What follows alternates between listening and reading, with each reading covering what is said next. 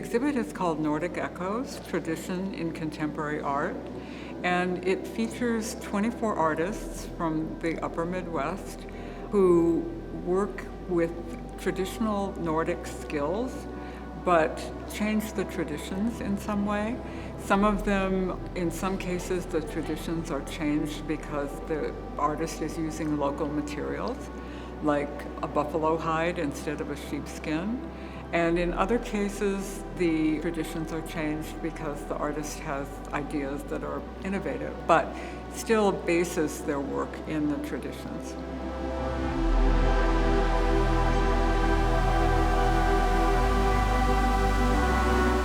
Well, the American Scandinavian Foundation is an organization which was founded here in New York City in 1911 to foster understanding between the Nordic countries, which is Denmark, Finland, Iceland, Norway, and Sweden, and the United States.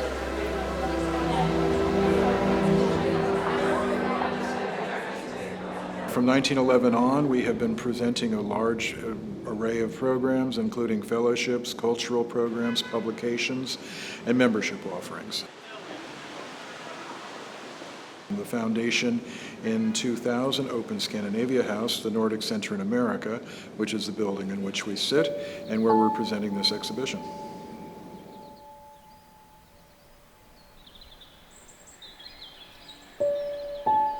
In selecting artists for the exhibition, I looked at artists who had been trained in skills that related to Nordic traditions, but who were taking those skills in new directions. In some cases, that was because they were using local materials or inspired by the local environment. And in other cases, it was just applying their own creative ideas to the traditions. But everyone in the show is pretty much trained in skills that come from Nordic traditions.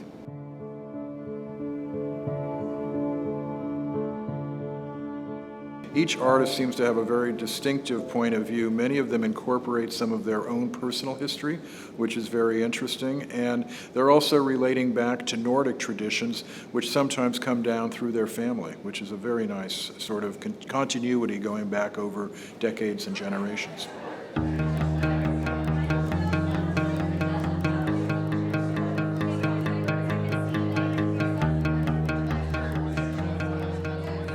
For this exhibit, I made 2 ale bowls and I made a wall-hanging altarpiece, which features a take on the Sneap skull, which is a traditional Swedish, also kind of an ale bowl that was traditionally used for drinking out of.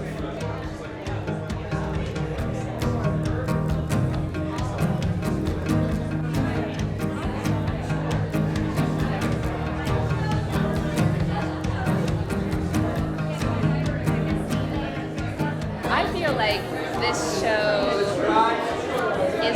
it feels sweet and it feels cozy and it feels like all the things that like I want to be surrounded in my whole life. So it feels soft and hard and warm and cozy, like how I would imagine would be like in Scandinavia. I make art because it is a way for me to express myself in a language that is uniquely mine. It's a way for me to connect to my community and to other cultures as well as my own.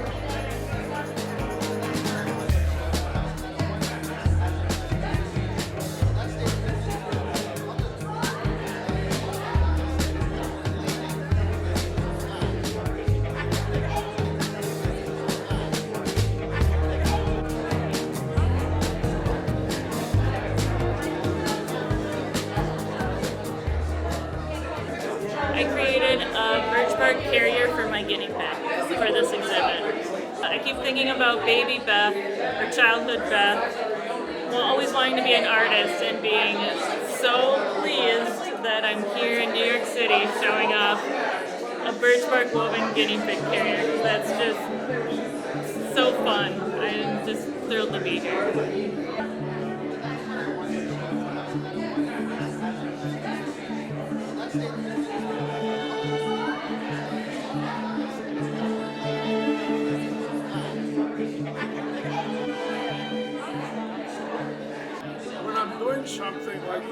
this, we get in the zone, like, and it's just wonderful because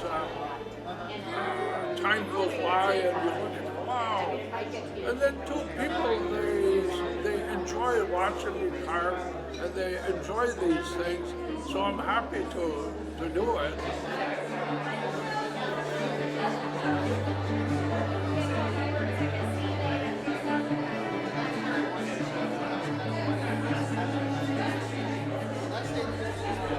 I think it's really important to get this folk art out to people. That I think people are craving it to learn to work with their hands. I think a lot of people can relate more to some of this stuff than maybe to some other artwork. It's like I can't draw for the life of me, but I can model with my hands or with clay or metal or something like that. But I can't draw. I couldn't draw anything I made. No way. And that shouldn't really stop anybody either from doing it. But I really hope that, that people will feel like this is something they can do.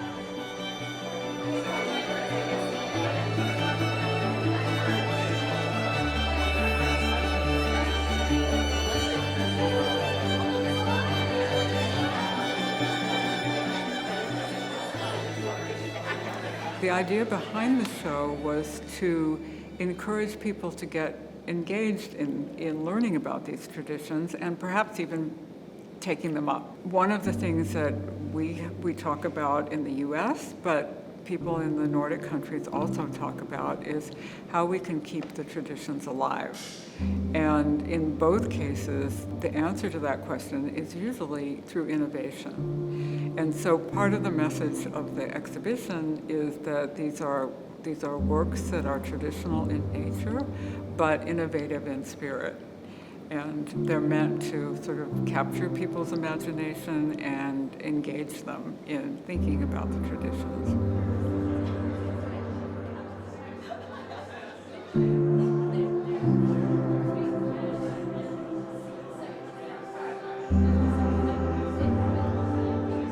The exhibition opens tonight at Scandinavia House in New York City, and it will be here until August of this year.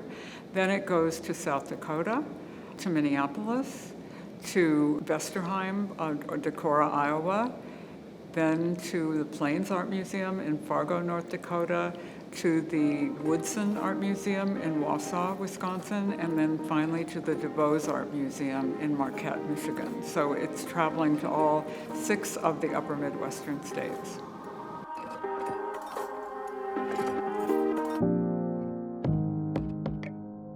I'd like to say we're very happy that this exhibition is happening here, and I know that Sally Yurkovich has put in a great deal of time with it, and we're grateful to all of the artists who have participated.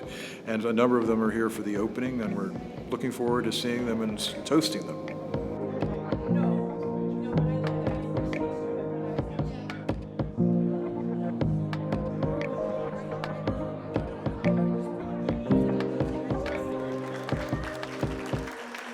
The crafts really are an expression of the Nordic spirit and of the different Nordic cultures.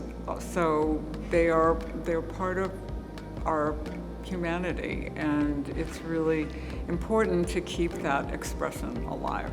It's not just for people of Nordic heritage, it's for people who appreciate the skills and the design of the art and who can help carry on those traditions.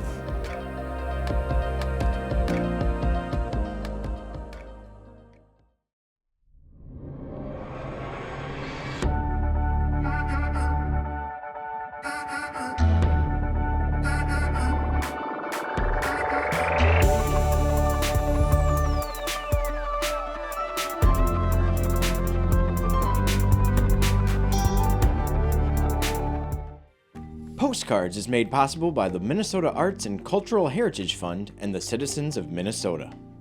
Additional support provided by Margaret A. Cargill Philanthropies, Mark and Margaret Yakel-Julien on behalf of Shalom Hill Farms, a retreat and conference center in a prairie setting near Windham, Minnesota. On the web at shalomhillfarm.org. Alexandria, Minnesota, a year-round destination with hundreds of lakes, trails, and attractions for memorable vacations and events. More information at explorealex.com. A better future starts now. West Central Initiative empowers communities with resources, funding, and support for a thriving region. More at wcif.org.